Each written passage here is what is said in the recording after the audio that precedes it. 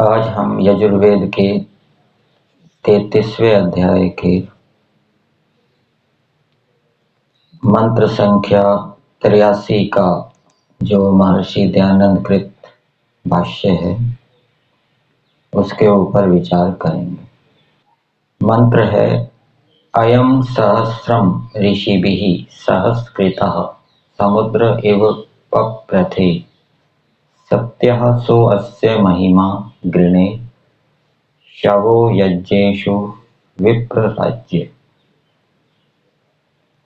इस मंत्र में राजधर्म के विषय में बताया गया है। राजाओं को, अधिकारी व्यक्तियों को, जिनके नीचे बहुत से कार्य करने वाले होते हैं और जिनके ऊपर अनेकों के पालन करने की जिम्मेदारी होती है, वो कैसे होने चाहिए वो इस मंत्र के अंदर बताए हैं। इस मंत्र के भावार्थ में दिया है, जो राजा आदि राजपुरुष विद्वानों के संग में प्रीति करने वाले। तो जो अधिकारी व्यक्ति हैं, राजपुरुष हैं, राजा हैं, उनकी रुचि विद्वानों के संग करने में होनी चाहिए। और विद्वानों के संग करने में रुचि कब होगी, प्रीति कब होगी? जब उनके अंदर जिज्ञासा वृत्ति होगी, जानने की इच्छा होगी। और जिज्ञासा वृत्ति कब होगी, जानने की इच्छा कब होगी? जब उनका चित्त, अंतःकरण पवित्र होगा, सात्विक होगा। तो इससे क्या बात निकली, जो राजा आदि पुरुष होने चाहिए वो धार्मिक भी होने चाहिए, पवित्र हृदय वाले होने चाहिए और विद्वानों का संग करके उन्हें अनेक प्रकार के ज्ञान विज्ञान को प्राप्त करना चाहिए। जिस अधिकार के ऊपर वो नियुक्त हैं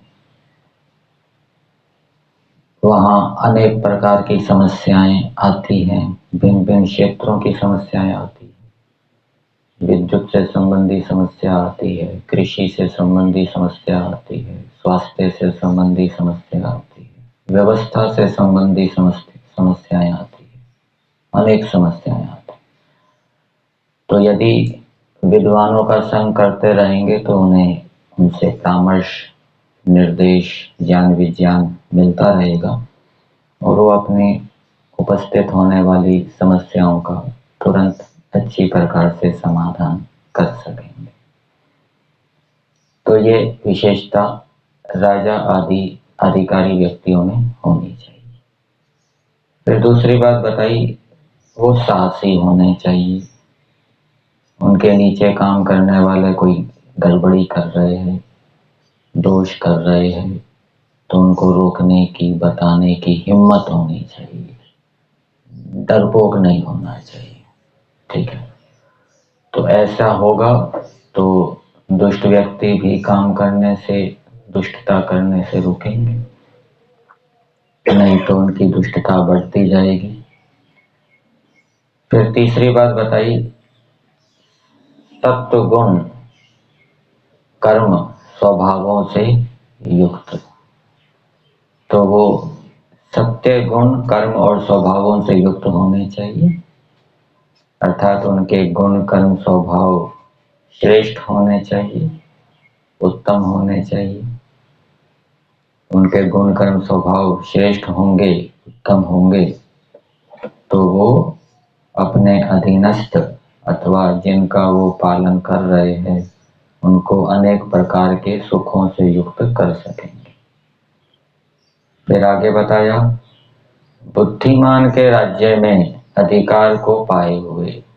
तो जो क्षत्रिय हैं, जिनके अंदर क्षत्रियत्व है, जो व्यवस्था आदि अनेक प्रकार के कार्यों को करने की योग्यता रखते हैं, अनेकों को नियंत्रण करने की योग्यता रखते हैं, तो उनको किसी मूर्ख व्यक्ति के नीचे काम नहीं करना चाहिए। बुद्धिमान व्यक्ति के नीचे उनको काम करना चाहिए। फिर आगे दिया, न्याय और विनय से युक्त कार्यों को करें, उनकी आकाश के सदृश कीर्ति विस्तार को प्राप्त होती है। तो राजपुरुषों को न्याय और विनय से युक्त होकर कार्य करना चाहिए, उनको न्यायकारी होना चाहिए, पक्षपाती नहीं होना चाहिए और शास्त्रों के अनुकूल, ईश्वर की आज्ञा, वेद की आज्ञा के अनुकूल उनको कार्यों को करना चाहिए। तो इस प्रकार की विशेषताओं से युक्त यदि राजा आदि अधिकारी व्यक्ति होंगे तो उनकी कीर्ति व्यापक होगी, फैलेगी। जैसे आकाश व्यापक है वैसे उनकी कीर्ति भी फैलेगी। अब मंत्र के शब्दों को पदार्थ के माध्यम से देखते हैं।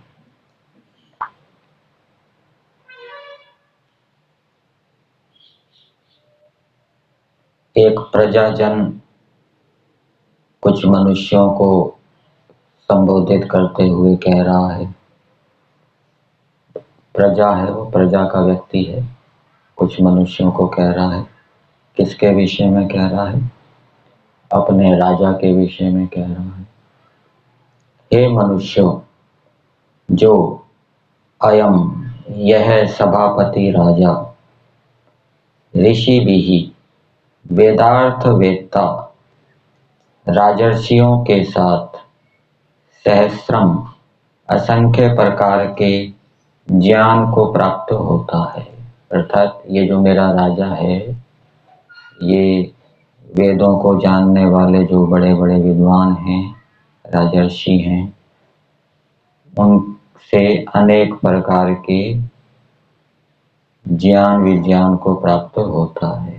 यहाँ पर राजर्षि शब्द लिखा है, एक होता है ब्रह्मर्षि, ब्रह्मर्षि शब्द भी आपने सुना होगा। राजर्षि कौन? जैसे आपने इतिहास में सुना होगा राजा विदेह, ठीक है ना, उनको भी आप राजर्षि नाम से जानेंगे। तो मतलब कि जो राज्य का संचालन कैसे करते हैं, उनकी उसकी जिनको अच्छी प्रकार से जानकारी है राजकार्यों की, उनको राजर्षि समझना चाहिए।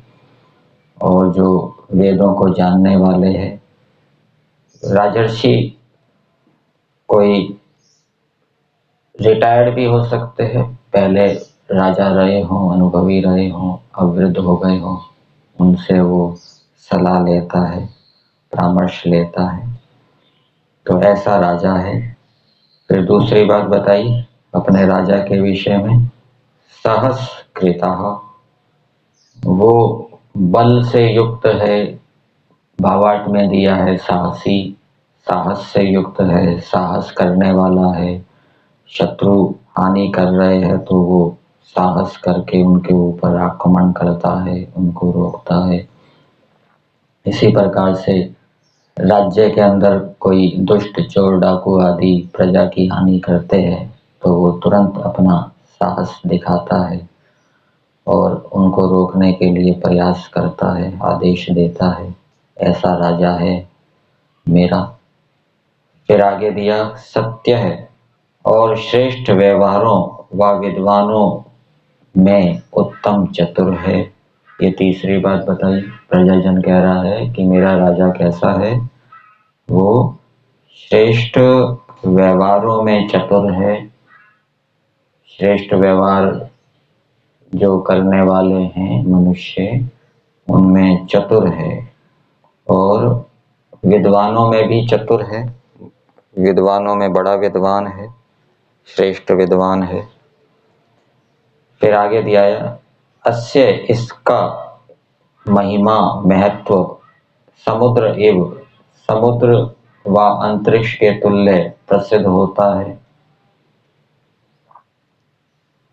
तो उसका जो महत्व है, महिमा है, वो बहुत फैली हुई है। दूर दूर के देश के लोग उसकी प्रसिद्धि को जानते हैं कि ये अमुक देश में ये अमुक राजा है, ये बहुत बढ़िया राज कार्य की व्यवस्था करता है, पालन पोषण प्रजा का बहुत अच्छी प्रकार से करता है, तो अनेक देशों में उसकी प्रसिद्धि है। तो सह वह पूर्वोक्त में प्रजाजन इस राजा के यज्ञेषु संगत राज कार्यों और बुद्धिमान के राज्य में बल की स्तुति करता हूँ। तो ये प्रजाजन कह रहा है कि मैं इस राजा के यज्ञों में, अर्थात वो जो यज्ञ कर रहा है, प्रजा का पालन रूपी यज्ञ कर रहा है, उसकी मैं स्तुति करता हूँ।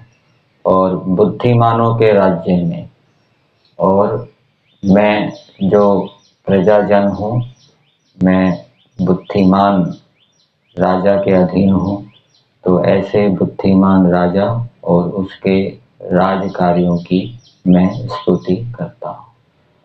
तो प्रजाओं के लिए भी संकेत है कि यदि प्रजाओं को ऐसा अच्छा विद्वान साहसी धार्मिक राजा मिलता है, तो प्रजाओं का कर्तव्य है कि वो ऐसे राजा की स्तुति करें, उसकी प्रशंसा करें, उसकी निंदा ना करें। तो ये इस मंत्र में राजा आदि अधिकारी व्यक्तियों को कैसे होना चाहिए उस विषय में बताया।